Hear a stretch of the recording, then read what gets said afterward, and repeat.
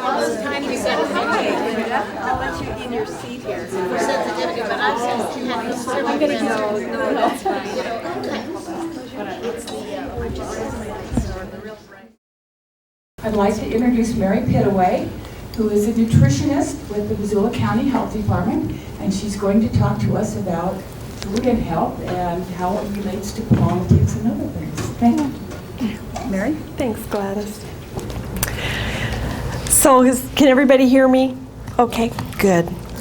Well, I'm so honored to have been invited to speak to this group. I usually talk to small groups of health professionals, and you know, in the real world, it's all of us who have a stake in the food system and have some responsibilities to help change it for the better. And so in that way, I'm so happy to be here, but it's also a little unnerving because I think of you guys as like, you're the leaders in our community. And so anyway, I hope I have some things to offer. Rebecca Morley works with me at the health department, and she helped a great deal in putting this presentation together. I understand some of you need to leave fairly soon, so I'm not going to belabor discussion on each of the slides that I have, but we'll have plenty of time for discussion for those of you that can stay later. So let's see if I can make this work. So here we go. So are you turning or did I? I just turned okay. it. Okay. So Gladys named it for me. I was going to talk on food and politics, and she said, oh, we could do better than that. And so we thought, what are we going to do with strange bedfellows? And it always is of interest to me that everybody doesn't have the same set of values that I do. And I think of food as something that should make us healthy, and food that it should make us happy and bring families together. But as this slideshow will go over, there's lots of other interests, and in America, those interests they trump our interest in health in many ways. So I wanted to start with just some questions to get you thinking about how things have changed from when you all grew up.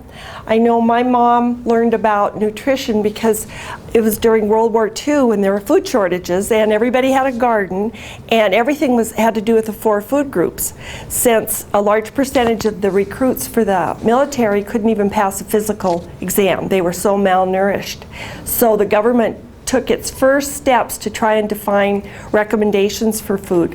And that's how I grew up. I didn't know that you could have dinner without the 4 food groups. It wasn't even within my imagination. But it's a little different now, as we all know. So let's just start out with this. How has, what's changed in your lifetime regarding meals, food choices, and nutrition? Fast food. Fast food is new from the 50s. What else? Lots bigger choice. Pardon? Lots bigger choice in the market. Mm-hmm.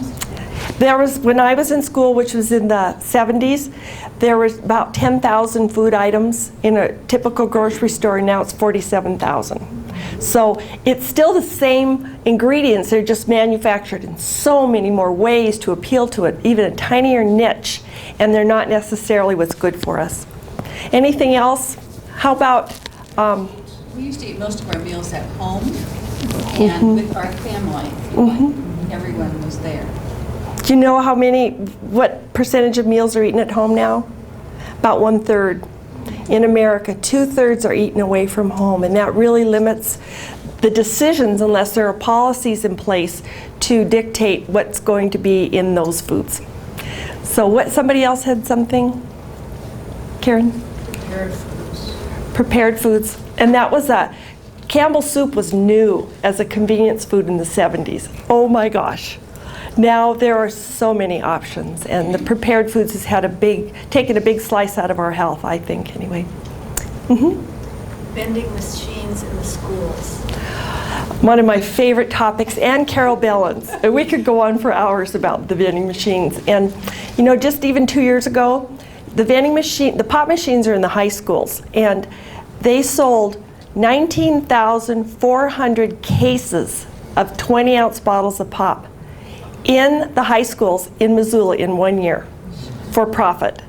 What does that have to do with meeting the health and nutrition needs of our children? It's just mind-boggling, but it's like probably most of you, being the group that you are, saw the Inconvenient Truth. Remember the little frog in the water, and it boils and it goes very slowly, the temperature goes up and you don't even notice it. But that's what's happened in America. Maybe one more change? Yes? Well, maybe it's because there's so many more products, but there's so much packaging. I think it's just... I was very happy to hear that you're going to be talking about global warming, because how much of that packaging is necessary if we didn't have all the prepared foods and the fast foods. So let's see, how many of you had parents, fathers or mothers or grandparents who hunted and provided food for your family? Just look at this. That's a lot. Was it fishing or venison, or what was it for? Whole shebang. The whole shebang, yeah. So we grew up on that too with my grandfather. Provided a lot of food for us. How about gardening? When you were growing up, how many of you had gardens? Just look at this, and how many of you have like vegetable gardens now? And do your kids, those of you that have children, do you see that? And that's a tradition that can be carried on generationally, but if there's one breach in that generational pass down, you probably won't see a garden in that person's family. Okay, how about who cooked your meals? Mom. Your mom, yes. Our dads usually could grill, but that wasn't there in the roles that we had. That wasn't necessarily the way it was. And as you mentioned, we ate meals at home. We didn't eat that much out. School lunch was one possible change, or with relatives, but it was usually in a home setting, and it's very different now. And how many of your mothers worked full-time while you were growing up? Really? Huh? World War II. World War II, yeah, that's right. That's right. So now it's a lot bigger percentage than that. How many of you are working women now who have a paid job outside of the home? Okay. Okay. So that's yes, I know, we all work. Yes. But this just sort of sets the tone for it. It's different now than it was then, and then we'll explore why. So I usually, when I do a talk, explain the difference. I work in public health, and I have for about 30 years. This public health, private health, a doctor will look at a patient, they'll do lab tests, interview, poke them, punch, feel them around, find out how they're feeling by one person at a time. And in public health, what's different is we look at the community as our patient, and we say, this whole town of Missoula, this beautiful area of 105,000 people, it's our responsibility to take a look at their lab values, which are, we use the term epidemiology, where it gives us a broad picture. How many people are dying from heart disease? What are some other things we might look at from public health for a community? Pardon? Water quality. Water quality. We'd look at that big, how's our whole population affected by water? Anything else? Because you see statistics in the paper every once in a while. X number of our children, the latest one is that about 30% of our third graders are overweight or obese. So that's a number we're going to be talking about, not just about obesity, but when you see in the paper percentages of, Karen will know there's certain percentages of youth that binge drink. And so those are all the kinds of epidemiology facts that we look at when we look at our patient, the community, and when we try to design interventions to treat those illnesses and make our community healthier.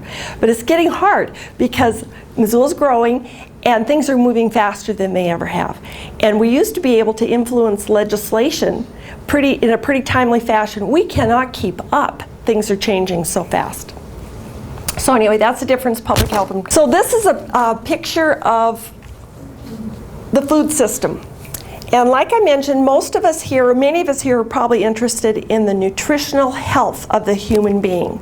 And it always surprises me that there are more interests than that. But so we look at these spheres: human health and social justice, economic vitality and commerce, and environmental health and waste management.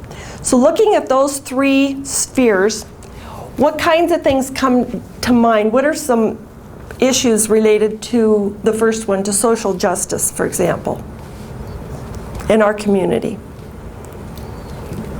Hunger? Hunger is always one, yes. And low-income people can't afford healthy food. Very true. I mean, we all go to the farmer's market. That food's a little bit more expensive than what they can get. I mean, you can get a lot for $1 at a fast food place, and you don't get a whole lot for $1 at the farmer's market. It is the less quality food is cheaper. And we'll talk about why that is, because that's where the politics come in, and that's where we could have some influence on our food supply. What things come to mind when you think of economic vitality and commerce as they relate to food? High fructose corn syrup. My second favorite topic. Second only to vending machines in school. Yes, high fructose corn syrup. Somebody's making a lot of money on that high fructose corn syrup because it is in. You try to go to a grocery store and buy food that doesn't have it in it, and it's really hard. And so now the new switch is to have cane syrup. Like that's any different? It's still empty calories and not enhancing the health of our bodies. What about environmental health and waste management? Did any of you see Food Inc? And did you remember the issue about where does all that manure go from the feedlots? It has to go somewhere, and when it's concentrated, it's a whole different story than if the cows are out roaming the hills and pooping, and then that becomes fertilizer, and then that grows more grass, and then they eat the grass. Whereas these feedlot places, that sewage goes somewhere, and it goes into the water supply, and it's damaging. So all of these issues there are special interest groups for each of the topic areas. Probably the least well-funded is the one focusing on human nutrition, because the others have political action groups, and they have lots of people who are in a position to make a lot of money for their influence, and so nutrition takes backstage. The next slide just has some ideas that come into play for each of the topics. For nutrition, you can kind of look over on the side, and like I said, to me those are the most important types of topics, but not necessarily the best represented when it comes to having money behind the cause. And as someone mentioned, the idea of hunger in the community, 1 out of 5 children in Missoula County are low income. I mean, they live at the poverty level or just above it. So hunger is, it's changed a bit where people don't usually not have food to eat. It's the quality of food that doesn't enhance their health that they have to eat, and that's a very sad kind of hunger. Okay, and in the environmental health and waste management, take a look. Does anything on these lists surprise you or has not been in your within hearing range this past year?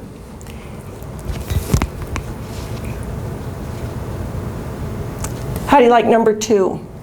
We've got the save the whales, the fish, the horses, the wolves. Those are excellent. They start out, in my opinion, and a lot of this is my opinion, they start out with an ethical and a moral foundation, and they become massive fundraising machines before you know it.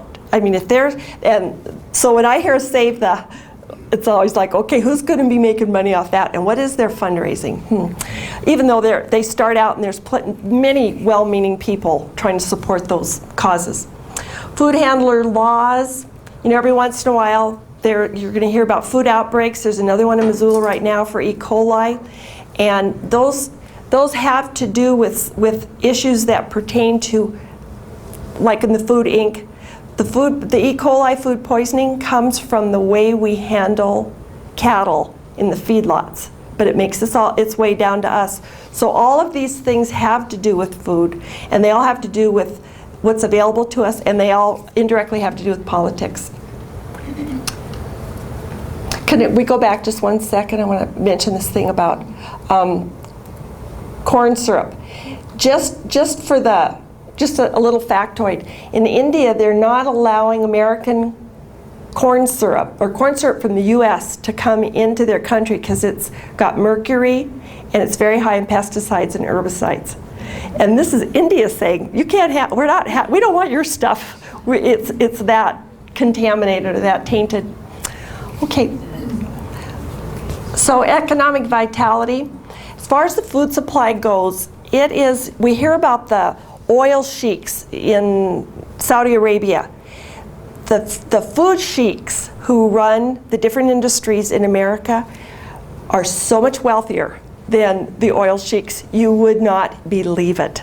But we'll make a big deal out of how much, $3 a gallon for gas. We pay that for our water, and we pay that for a lot of things. But we focus on what politics wants us to look at, and then we sometimes don't look at what's really going on in our own backyard. But I'll tell you, when I do some work with Special Olympics, and we have a chance to interface with the dairy industry, that is one powerful organization with lots of money behind it and lots of tax subsidies and lots of politics. So these are the kinds of things, and if you look at those 3 areas and these long lists, it's this whole milieu that we're dealing with when we want to have some influence on how our food is delivered to us and what kinds of foods we have available for ourselves and our children and our grandchildren. So then we move to the other area. That was the food system, and now we have the politics. Any of you see this list here? Do you all recognize these as the ingredients of politics? And I think it's like the Save the Whatever campaigns. The moral fiber is there, but it can be very easily contaminated as the power grows. And lobbyists, they're an essential part of our system. They were in Rome, they're in every kind of civilization we've had. There's people with special interests, and they try to influence those in power. It's just when these things take precedence over the needs of the citizens that it becomes alarming. We think we're only 200 years old. How did things get from where we started to this point so fast? It's mind-boggling. Okay, and then this next slide is supposed to represent the fact that, yes, we have our food system, but really what's controlling it now is politics. It's that brief list of who's in power and who's taking care of who for what reasons. Some of the issues really are related to states. And you hear the pork barrel and you think of the politician who is really representing their state's needs, bridges to nowhere, that kind of thing. But we have our politicians and they represent our needs as best they can. But sometimes those are not in the interest of the whole country, but they take care of one state's needs. So the idea behind this is that the politics is where we have a bigger responsibility. With nutrition and with a lot of the health sciences, the land-grant colleges made a big difference in people being studying the sciences of agriculture. One of the sad things, though, is if you go into science, the kudos and the notoriety you get has to do with researching the next newest best thing that somebody else hadn't thought of. And sometimes that minutia distracts from the real purpose. And we see it in medicine. To me, the model is about the same, where instead of providing a minimum level of health care for everybody, we have some people who can have multiple very expensive procedures and state-of-the-art, but that is at the expense of the smaller, with the rest of us. And I luckily have wonderful health insurance, so I'm not speaking from experience, but I know many of my friends and relatives don't have anything, and they get sub-quality health care. So we all know the 3 branches of government. I should have put that in there as a quiz to see if everybody really did, but when we think of government influencing food, these are the departments from the executive branch of government. And I'm sorry that you can't read them real well, but can you guys see them and tell me which ones are involved in the food supply? Can you see those at all? No. Okay, the first one's USDA. Yes. How about the Department of the Interior? In what way? Commerce. Pardon? Interstate Commerce. Okay, Department of Interior. How about the State Department? No. Okay, and Health and Human Services? Yes. Veterans? Treasury? When you think that 20% of the 20% of our population works in the food industry, either in manufacturing, food service, research, 20%, 1 in 5. So that has a big impact on the Treasury Department, even though the wages may be very low. How about commerce? Yes. Transportation? Labor? Education? Defense, energy, homeland security? Energy, Yep. Justice. Wait till I tell you about the Justice Department. Okay, so let's go to the next one, because this next slide shows you the departments that have probably the most influence on what we eat and what others eat. Okay, now can you see those a little better? We all know USDA, but some of these others might be a surprise to you when you see they have so much influence on what our food supply is and who gets it. Who gets this and who doesn't. So let's go to the next one, because it's just a kind of a quick summary of what different departments do. USDA provides all kinds of agriculture support, not for the small farmer. Those days are gone. Now it's for the multinational corporations that stand to make huge profits. Not only do they get profits, they get the tax subsidies to make even bigger profits.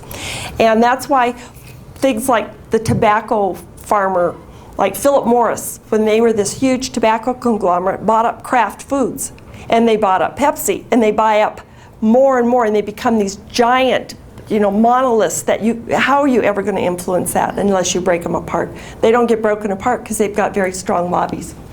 Okay, on Health and Human Services, HHS has things like Centers for Disease Control. Do any of you know what the NHANES survey is? That's real interesting. When you hear X number of Americans eat X amount of foods, it's an ongoing, massive, face-to-face and they draw labs, like they do blood tests, urine tests. They test many people, tens of thousands of people, for different issues related to nutrition in the US all the time. And so if you follow any kind of nutrition research, you'll see that this information came from the NHANES survey, and that information was part of NHANES. That's where it all comes from. The National Institutes of Health, the US Dietary Guidelines, the FDA, food inspection. You can see Health and Human Services has a lot of areas of interest for food. The deal is, USDA has the power because they have the money behind these big companies that grow the food that they pay the tax subsidies for, and it goes round and round. But Health and Human Services does have attempts to influence the food choices of Americans. Okay, Homeland Security is another area where food is becoming more and more important, and of course you'd all know Katrina and how we get the food to the people. What about clean water? Breastfeeding became a big issue because the babies who were formula fed didn't fare well. They had actually a fairly high mortality rate with the water's contaminated. The formula can't get to them. If they're breastfed, then they have their mother's immunity and they have safe, healthy, clean food supply. So breastfeeding has taken really an important focus from Homeland Security to promote breastfeeding. I just want to mention too, as far as USDA is very schizophrenic on the issue of breastfeeding because infant formula is one of the ways to use the agricultural waste products and sell them. And I'll use corn syrup is one thing that's in infant formula, and so is the powdered milk that is what's left over after they've sold fluid milk, or if they can get it cheaper, they bring it in from China. So here we have infant formula versus breastfeeding. What do you think? But surprisingly, most mothers formula feed because we're led to believe that they're equivalent. So that's where Health and Human Services and USDA battle it out, because Health and Human Services has NIH saying, here's the research. These babies are not as healthy, they're not as smart, they're not as cute. Of course, my kids are breastfed, and I wasn't. But there's tension there between all these different departments. Okay, commerce, of course, you can read the issues that they cover. The Treasury is what's very interesting as far as the tax subsidies go. And we have some, in a few moments, I'll show you some slides that just show you how those dollars are doled out, and it really does not benefit the small farmer. They cannot possibly compete with the big guys. The State Department is interesting because that's where USAID is. And that's another way to disseminate or distribute the excess agricultural products that we have to countries, so we look very good because we gave this aid to the other countries. Well, what are we going to do with it? We can't use it for fuel, and we produce a lot more than our country needs. I mentioned about the labor force involved in food and agriculture. There used to be a lot more folks in the production end of things, but we've gotten efficiencies thanks to the land-grant colleges whose intentions were honorable. But where an acre used to be able to support like 6 head of cattle, now you can have 500 on that acre bunched up together and just keep pumping out the manure and the meat and have a lot of profits for a small area. We saw recently about in that same Food Inc. show the issue of the chicken farmers, where a chicken farmer, do any of you know anybody who farms poultry? Do you? How many chickens could he handle? 40,000 every 10 weeks. 40,000? That's a very small number. Wow. Where was his chicken farm? This was in California for foster farms. Oh my gosh. Well, and He was a small. he was small. Did he? I hope he had a big workforce other than his family. Did he? No, it was all automated. Oh my goodness. Oh my goodness. Feeders and waterers. Yeah. Well, in that show they talked about the chicken farmers and showed the extremely difficult and challenging and grueling work.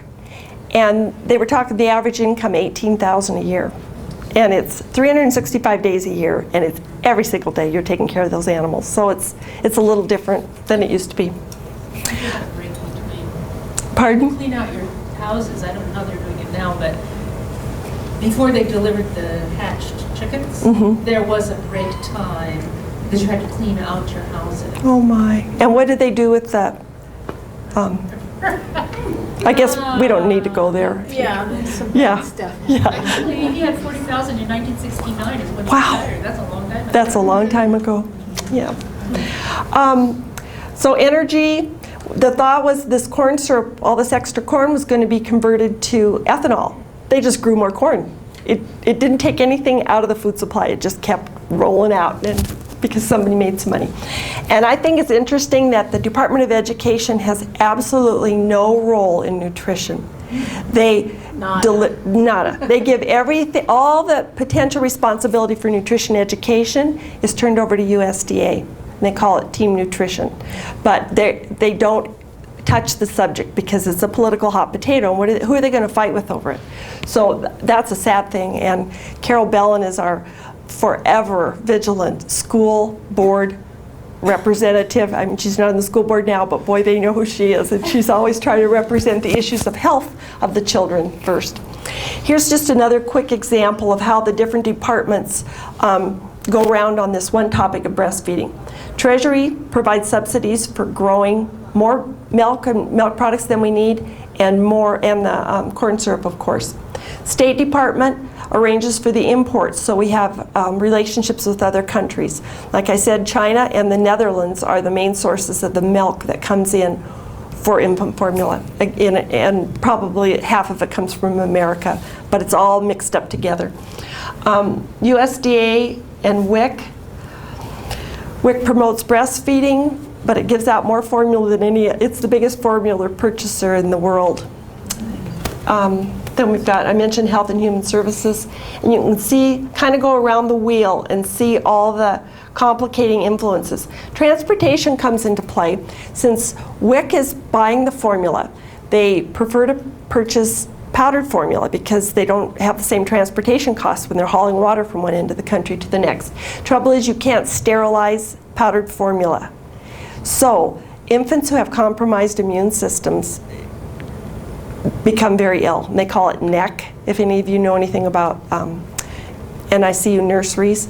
The most fatal disease is the disease that an infant, a premature infant, will get from having something other than breast milk because it can't be sterilized. But so why would we allow that in our country? Because of the politics and that whole agriculture system. As you can tell, I'm very pro breastfeeding because it makes such a huge difference in babies. Here's some wonderful things that USDA does. Most of Americans at some point will participate in at least one of the federally funded food and nutrition programs. Do any of you have friends or relatives who are enrolled in WIC? Do you? She works. She works? Oh, okay. Well, right now in Missoula and in fact around the country, more than half the infants born in the U.S. are enrolled in the WIC program. So it has a huge influence on food and nutrition from an early age. Do all of you know what SNAP stands for? That's the new acronym for the supplemental, it's for food stamps. And it's Supplemental Nutrition and Assistance program. Assistance program, okay. So they make food available to many people who couldn't have it, and it's really been a big help in the U.S. now with this downturn in the economy. I guess the rolls are just exploding for people, and they use little EBT cards. If you haven't noticed that people don't use food stamps anymore in the grocery stores, they have little credit cards, and you don't know whether it's a food stamp card or a debit card from the credit union, but it makes it more anonymous and a lot more user-friendly. CACFP has to do with the food programs that are in the child care settings and Head Start, early Head Start, and there's regulations on what kinds of foods can be made available so the daycare provider can get reimbursed for feeding the children healthy. Unfortunately, all these programs, although they do a really wonderful service in helping people who otherwise would not be able to afford good food, they haven't yet integrated those recommendations from the Institute of Medicine that Health and Human Services has. The WIC program foods that they offer will be changing in about 2 months to reflect Institute of Medicine. They're lower in fat, lower in sodium, higher in fiber, calcium and vitamin D rich, and good sources of protein. And 35 years ago when WIC first started, it was the best nutrition knowledge we had, and there were a lot of underweight kids in the U.S. Now it's less than 1%. Children are underweight because that whole bell-shaped curve is switched over to carrying more pounds than they need. So these are, as you can read down the list, there's a lot of programs. Bonnie worked at Aging Services, which was probably one of the stellar programs I would imagine in Meals on Wheels and providing food for seniors in a congregate setting. And they all do a lot of good for a lot of people, so don't get me wrong. It's just that I would prefer to see the Institute of Medicine's recommendations overlaid on the distribution of these agriculture products. Okay, here's an interaction between the Treasury Department and USDA and tax subsidies. So the question is, why does a salad cost more than a Big Mac? And I think these pyramids speak for themselves. The tax subsidies for milk, for meat and dairy products, just take a look at that. 73% of the tax subsidies, and it's a huge amount. It's massive. So a little bit for whole grains and a tiny amount, look at the top, less than 1% goes for fruit and vegetable subsidies. Why would that be? When the one thing wrong with the American diet, or the most significant thing, is the absence of fresh fruits and vegetables on a daily basis. 10 servings. And then over on the right, so here's USDA on one side, and here is Health and Human Services on the other side, on the recommendations. So what we'd like to see is all those federal food nutrition programs set up so that these recommendations were actually put into place to help make our nation healthier. Okay. So this is the image we have of our cornfields, but this is what's really going on. This is a corn syrup factory, and they grow so much corn now that the average 12-ounce can of pop in America is 70 cents. Have any of you been to Europe in the past year or two? It's about between $4 and $6 a can there, because we're subsidizing the major part of that product, and Europe is not. And they have socialized medicine, so you don't know whether that's the case or if they just can't grow corn like we can. But whatever it is, this is what the factories look like. I was in Iowa a couple years ago and just tooled around and saw so much corn. I mean, it went on forever. They used to produce all the food that their population needed. Everything was grown in Iowa, and now it's all corn. They have to import everything from other countries, from other states, because they've become the corn capital of the earth. Carol's syrup, I remember my mom used to use it for divinity. That was the big deal. She always had to have some Carol syrup around. And we think of Carol syrup like that, or at least, I don't know if all you do, but that's what I think of when I see Carol syrup. But here's where it really is. Like a little carton of yogurt has 8 teaspoons of corn syrup in 1 carton of sweetened yogurt. So why? Well, because it's free and it takes up a lot of space in that little, it's essentially free because all you pay is the transportation of it, because it's already covered under the cost of the tax subsidies paid for it. A glass of chocolate milk. Any guesses on how many teaspoons of corn syrup in a little carton of chocolate milk? By the way, it's available through school meals. You can have up to 3 cartons of chocolate milk a day. There's 4 teaspoons of corn syrup in 8 ounces of chocolate milk. Infant formula, and then look just for a moment when you're in the grocery store, instead of just zeroing in and getting out of there as fast as you can, take a look at how much shelf space is relegated to corn syrup vehicles, because it's a lot. In fact, it's about 20% of all the shelf space is just corn syrup, either dried, and they call it candy, or liquid, and they call it soda pop. So this slide in the center, for those of you that like science kinds of things, there's been a direct correlation with the availability of corn syrup. And the latest thing Rebecca showed me the other day was now the average teenage boy, 34 teaspoons of corn syrup a day. A day. And that's replacing healthy calories. Or if it's not, then that child's just going to become huge, because it has to go somewhere. Okay. So here's, we used to see slender kids. Now if you see a slender, healthy kid, they look emaciated by comparison. And then this next slide is just kind of a joke.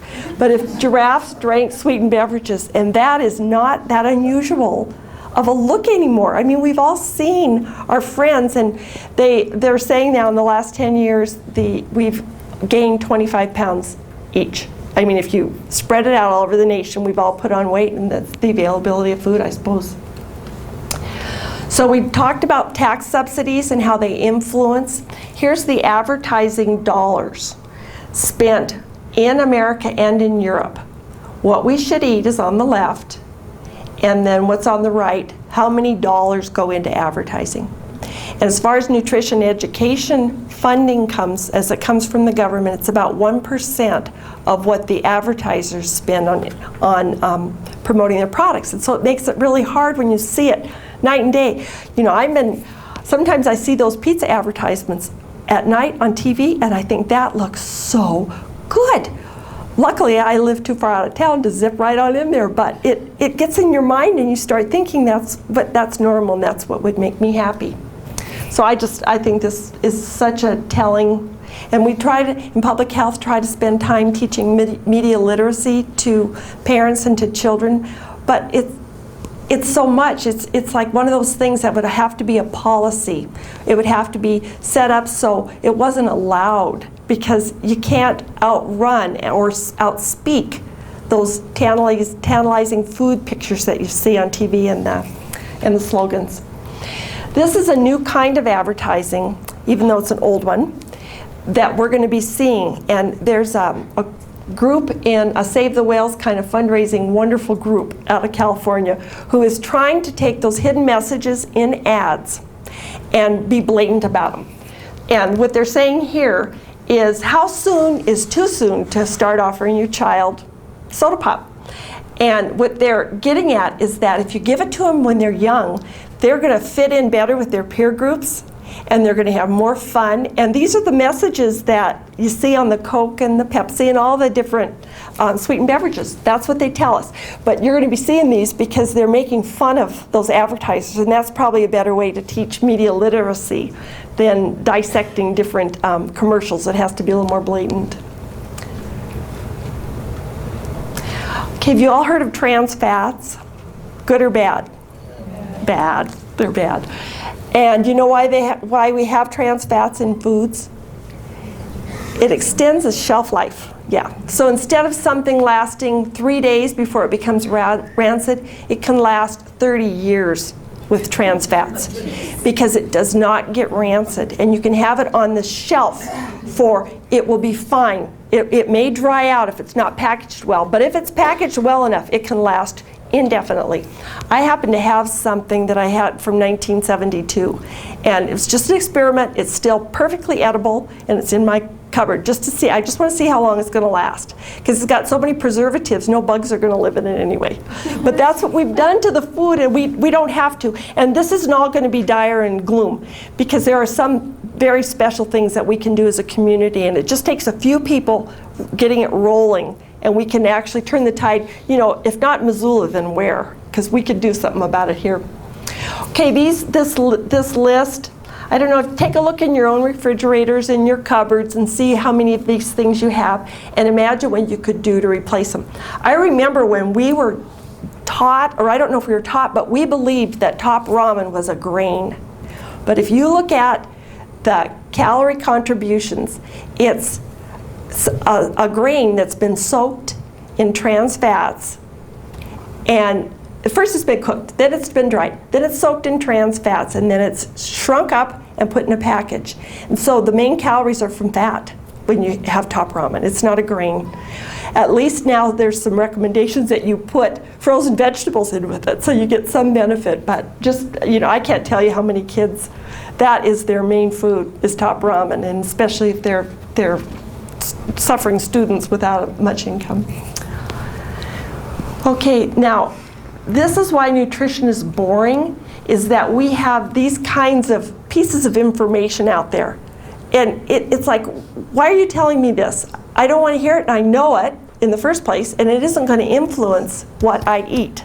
So our challenge in public health is to retranslate this kind of information into things that are either policy or awareness building or some kind of a community spirit, like say Garden City Harvest, for example. That became a community spirit that helped people rethink. It had a lot more influence than saying you should eat locally grown produce.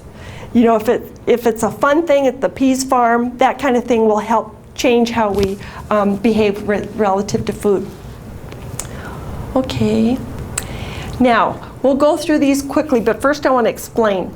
This, starting in 1985, we started gathering information about obesity rates in different states. The states that aren't lit up had not been capturing that data yet. It became a challenge, and it took a very spirited or committed politician from the legislature, usually, to say we're going to assign some money to this because I'm afraid we have a problem that we don't even know about. Okay, then we go the next year. See how many states are still less than 10% of the population is obese. And obese is different than overweight. Obese is really overweight, and that's when you have medical complications. So kind of get a flow. You can see where Montana was, less than 10% of our population. Is that thing not going to roll down, do you think? I think. Yeah. So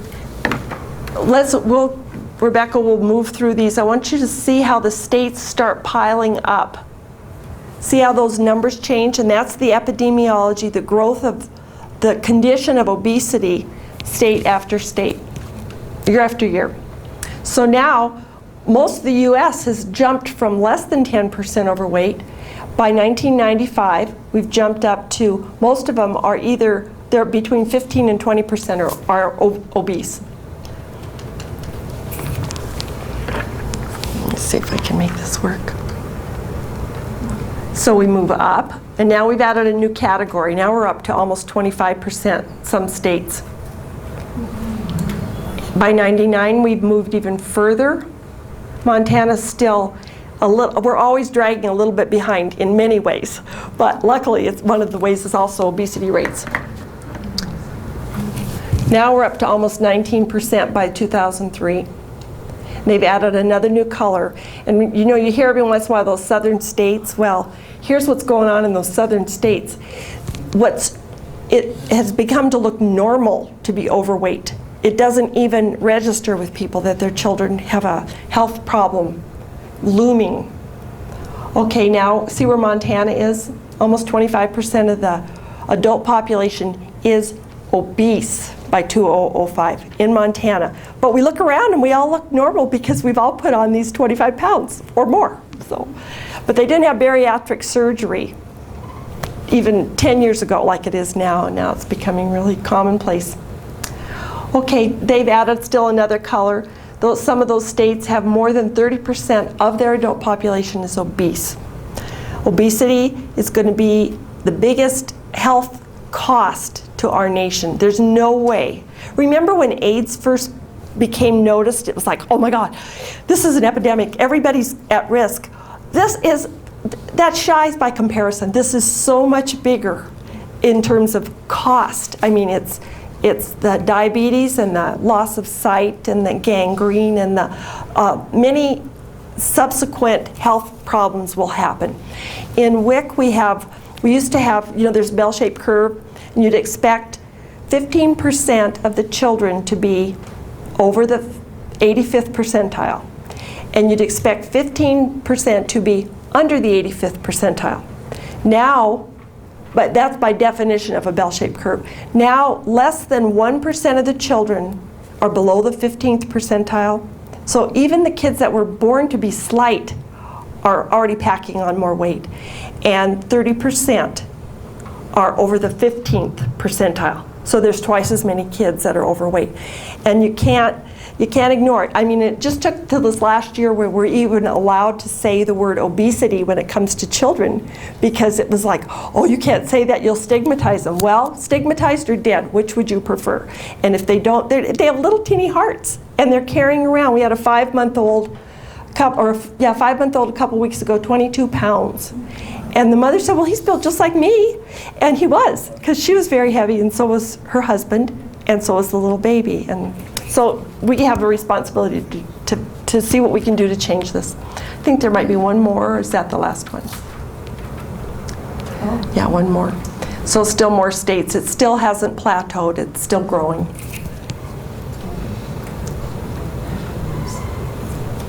Oh, now we've reversed.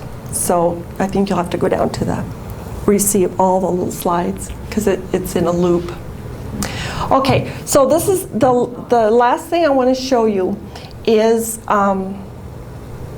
so you go to escape, I think. Oh, no, there we go. Oh, okay, so back one. So what we're going to do is show this like a fictitious family of 5 and a dog. And we're going to talk a bit about what Americans are choosing to eat. And then I want to hear your comments on them. Okay, let's start out with breakfast. So baby has breast milk and formula because mom's been told they're equivalent.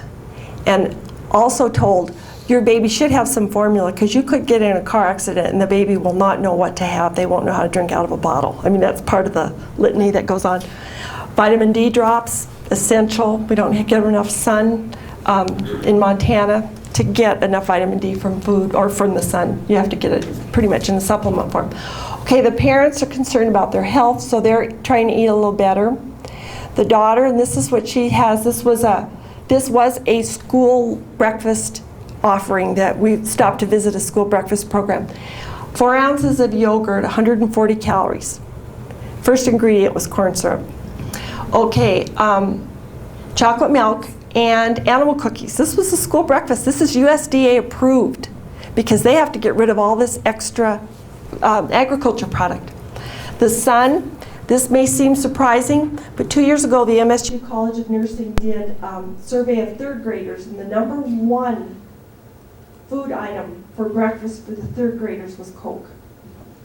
It's just like, can you believe it? That's what and then they repeated it, they got the same results the next year. So I want you, if you would, take a look at these foods down below and tell me which foods enhance health.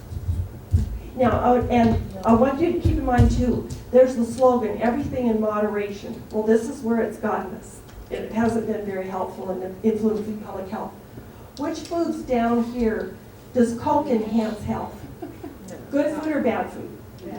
We're not allowed to say bad food because actually the Coca-Cola company came up with the slogan, everything in moderation. That was their advertising slogan, and boy, has it influenced us. Okay, what about coffee? Neutral? Not bad, not good. What about coffee, those coffee creamers? No. Remember, high in trans fats and corn syrup. That's what they're made of. Pop-Tarts? Do any of you ever buy Pop-Tarts? Have you ever even eaten a Pop-Tart? But if you have it in moderation, but somebody's going to eat up that whole box, and you didn't need one to begin with, so what about the whole box? Okay, what about milk? Yes, healthy, especially if it's skim or 1%. What about animal cookies? They're probably less problematic than any other cookie except for, graham crackers and animal cookies. But why? Why would that be a breakfast food? No. Good for the soul. Good for the soul, yes. Especially frosted. Frosted, yes. Okay, yogurt. What about wheat checks? Yeah, they're good. Yeah, they're good for you, and they're fortified, and you'll hear a lot about we need more whole grains, but at least get half of your grains whole grains. Well, the reason is folic acid is in the refined grains. And so we, as a nation, are deficient in folic acid, as they've proven from the NIH, so they fortify our foods. Something else I want to point out here, that's supposed to be a salt shaker. And do you guys buy salt? Remember when we used to have the big national campaign about iodized salt? Well, now we get most of our salt from processed foods, and they don't use iodized salt in food processing because it has a tiny twinge of a flavor that they don't want to have in the food because they have to precisely control how those foods taste. Okay, so we get way more salt than we need, but we're getting it from processed foods, and we're not buying iodized salt. The cooking channels, they promote sea salt and what's that other salt? Kosher salt. None of those salts have iodine in them. So we were at a talk recently where they, as part of the NHANES survey, they said we have dropped our iodine levels so much that we've probably lost collectively about 2 IQ points for our nation because it protects from mental retardation. So if you buy salt, buy iodized salt. That's the message. And fewer processed foods. Pardon? Did somebody? Oh. Wasn't iodized salt made for protect from goiters and yeah. Goiters, that's the first manifestation. But it's one of the main causes of mental retardation in countries that don't have fortification with iodine. Yeah, it's a big deal. Okay, here's morning snack time. And this is part has to do, my point here, on the availability of junk foods in the schools. And I have no qualms about calling them junk food because they do not enhance health. But, so the mom starts out with her breakfast down the left corner. What departments of the executive branch of government have influence on these foods down here from what we talked about earlier? What department has influence on Gorditos? Do you guys know what that is? Yeah, it's a snack. It's a snack that you can get out of vending machines. It's got between 450 to 300 to 450 calories per packet. What is it? It's refined white flour and salt and pretzels and onion powder. And is there anything else in there? Garlic. It's made to look like a whole grain product, like a granola, real healthy, but ingredient-wise, no. And it has oil. Of course, it has corn oil in it. So I'd say USDA has a lot to do, and so does the Treasury Department, because those are tax-subsidized agriculture products that they have to get rid of. So they can get rid of them through a vending machine, sell them at school, because kids need a snack before they can make it through the morning, because they only had sugar for breakfast. So, yes, there we go. In the same school we went to, the 5th graders all got maple bars on Friday because it was a celebration of Friday. And these kids were really very heavy. But that was the teacher, in the goodness of his heart. He was doing this because he wanted the kids to be happy. And everybody thinks, well, I'm just going to give a little bit here. But it's from every direction. And until we have to put the skids on this. We did a survey at one of the schools that had birthday parties in the classroom. And there was either a holiday or a birthday party almost every single day of the week. And that's about 300 extra calories. 300 extra calories a day translates into 30 pounds in a year. So you can't, those kids aren't going to carry 30 pounds of weight around, but what they're going to do is stop eating the healthy foods that they should be eating in the first place. So, and you can do the math. I think it's 3 pounds. What it comes down to is there's 365 days a year. Take your number of extra calories if you're having a pop a day. Well, I only have 1 pop a day. Well, how many calories in a pop? Whoa, here we go again. So this is in fact, this one's the iced tea. You know, you think iced tea healthy? Well, that's how much corn syrup's been added to it. And I don't have my glasses, but is this the 250 calorie? 250 extra calories a day is 25 extra pounds a year, unless you stop eating something healthy. Okay, let's move on to the lunch. What foods down here, this is what the family would have theoretically eaten. Which foods on this slide promote health? Apple. The apple, yep. Whole wheat bread. Which one? Whole wheat bread. Whole wheat bread, mm-hmm. Peanut butter. Carrots, yep.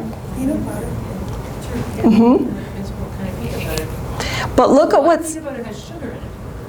yeah, if it's not, you have to check it. It's got, most of them do have sugar in it, but it's not sugar, it's corn syrup.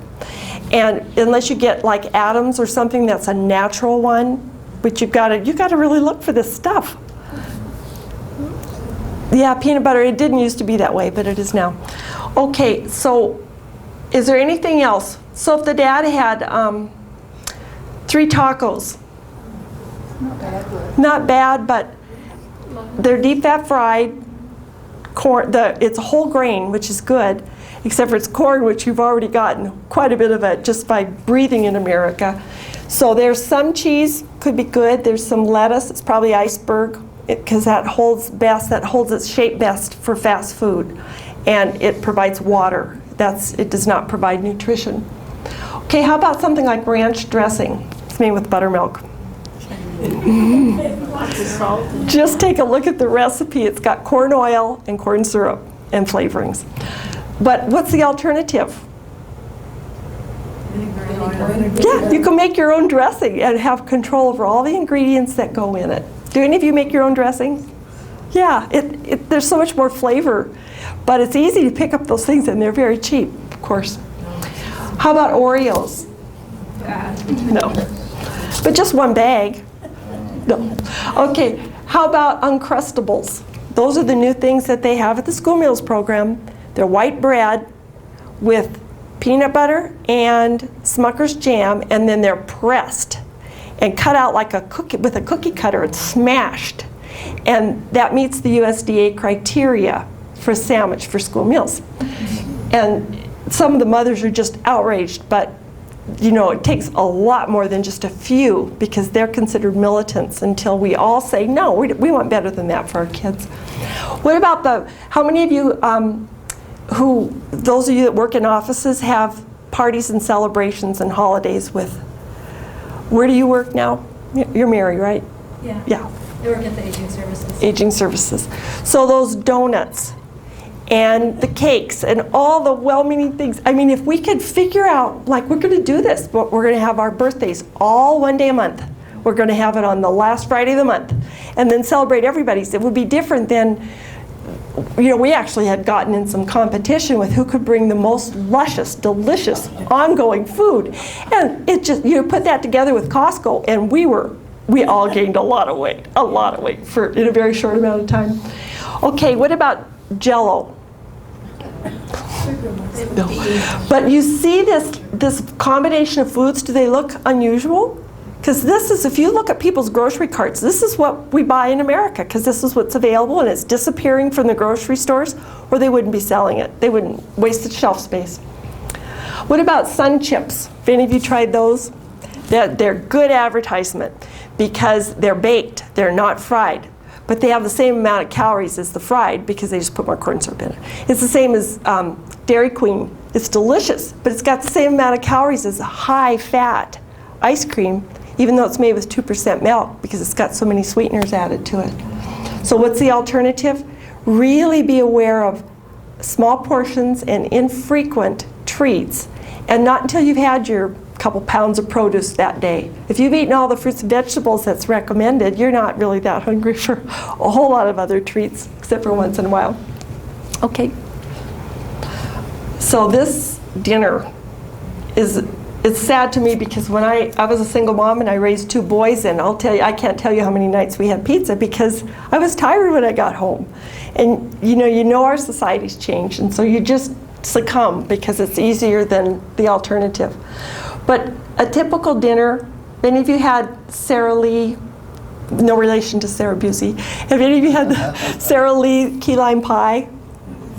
It tastes really good, but it's nothing in there. There's nothing in it that promotes health. It just tastes good. So be thinking, you know, as you kind of go through the lists of foods that you could get, what I hope you can leave with is the thought, does this make me healthier or not? And if it makes me happy but not healthy, then I really have to think about whether I want this, or I want to eat it, I want to buy it, whether I want to offer it to my family. I put the dog food bag over there on the left because of that dog food scare, you know, when dogs were getting very sick. Did any of you have dogs who ate that particular dog food, or the kinds of dog foods? Well, they put it came over from China. They can only, FDA can only inspect about 1% of all the containers that come in from all over the world to feed Americans. It's so tiny, you have to be suspect. But the politicians don't want to put on the food labels the country of origin because it's too complicated. There might be 15 countries. One ingredient from this country, one ingredient from that country. So then I say, well then why are we eating that food? Why aren't we growing and producing our own food locally and having it be real simple so we know where it came from and what the ingredients are? That would be in the ideal world. Okay, so the last slide on food is after dinner snacks, because of course it's just once in a while and it's in moderation, but in truth this is the variety of foods that we have for after dinner snacks. Soda, beer, wine, fruit cocktail, ramen, Kentucky Fried Chicken, yum, popcorn. So just take a look, and we've gotten this big movement on we have to have Metamucil, we have to have calcium supplements, we have to have lots of supplements because we know our food supply, or we believe our food supply is suspect. So then the question is, can we be educated enough and what's the word, brave enough to just eat the foods that are healthiest for us just for a while? And you get so you don't want that greasy feel in your mouth. You don't want the extra salty foods.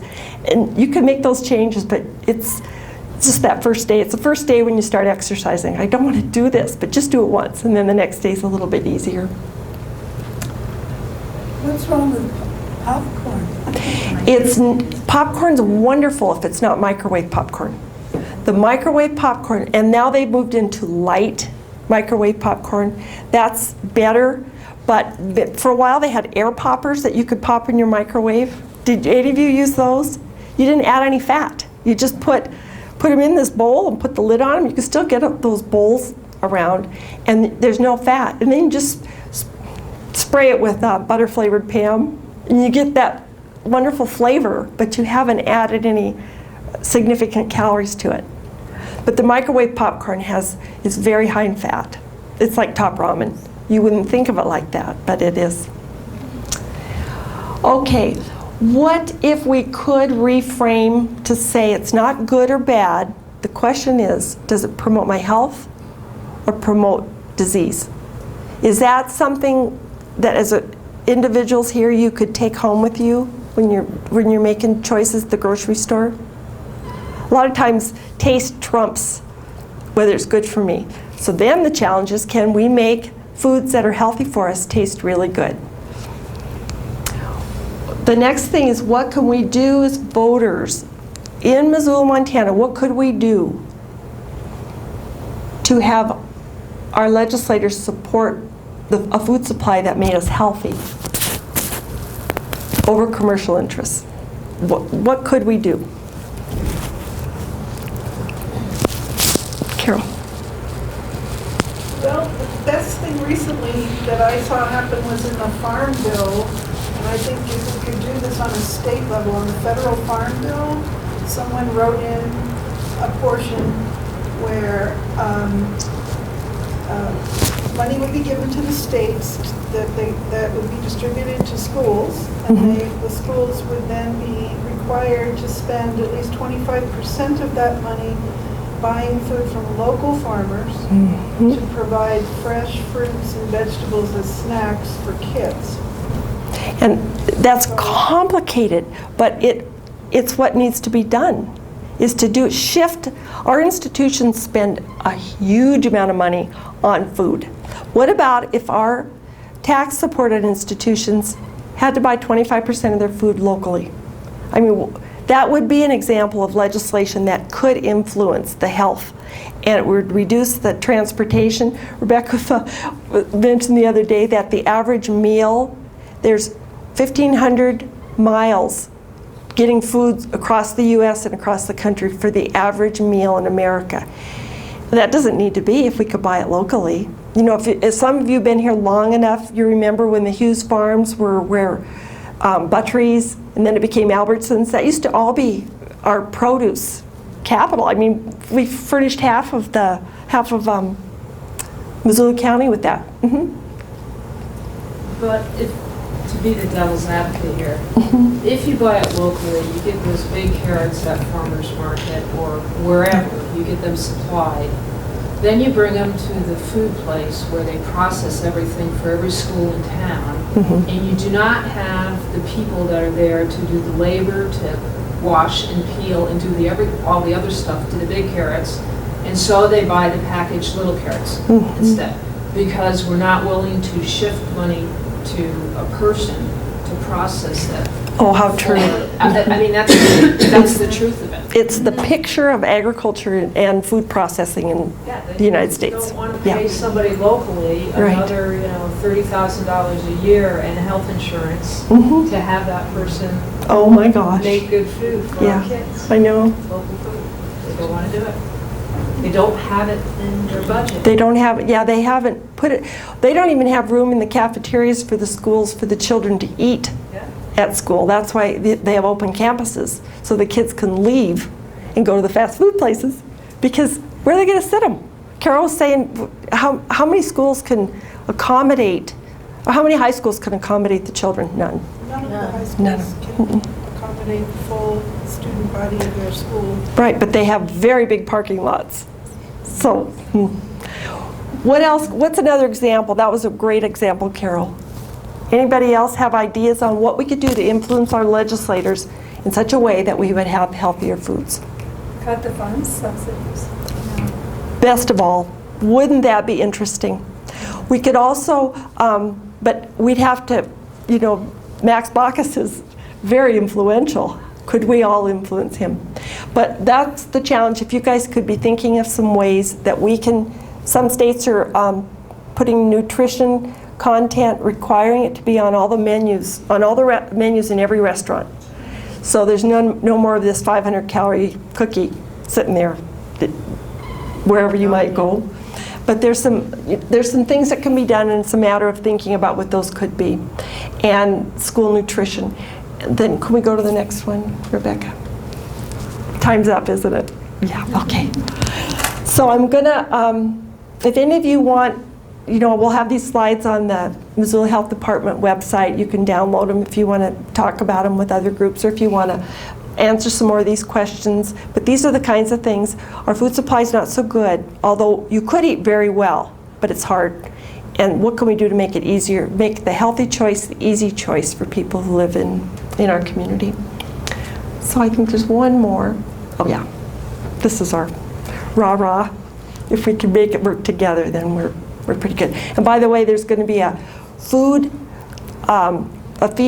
and slaughterhouse in Billings, so we can have our own cattle stay here instead of moving to Duluth and back and forth again. So that'll be kind of nice. So, Thank you, Mary.